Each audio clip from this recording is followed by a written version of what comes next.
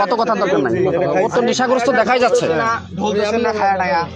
এখন আরো কোনো পরিকল্পনা ছিল কিনা খাওয়া দাওয়া বাদে? আরো কোনো পরিকল্পনা ছিল বড় কোনো ডিলারের কাছে দেখা করতে আসা বা এরকম? চলে যাইতাম এদিক দিয়ে, ওর কাছ থেকে বিদায়ও নিয়ে আসছি যে ওই দাওয়াত দিছিল। আচ্ছা, এই নেশা করা কি ভালো কাজ? তোমার বাবা একজন নাম করা লোক, জাতির বিবেক বলি। শাহরিয়ার বাবার নাম বলো। আমরা জানি এটা কি গাজার পুরি না? গাজার দিয়ে কেসি আর এই যে খাইছে এখানে একটা অর্ধেকটা আছে খাইছে আর খাইছে সম্ভবত ভিতরে ভরানো আছে দেখি।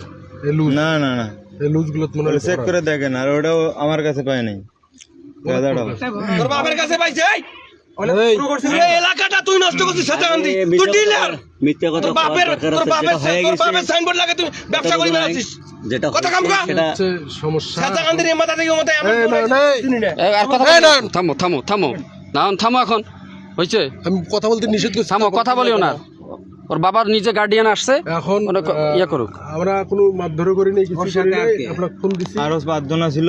আছে আছে আরেকজন আছে, আরেকজন আছে, তার এই যে ওই যে একজন আছে, ভাই ছিল, সাথে উনি ছিল। আর সবাইকে পাঠাই দিয়েছেন, সবাইকে পাঠাই দিয়েছেন। কোথায় বাড়াই দিয়েছেন?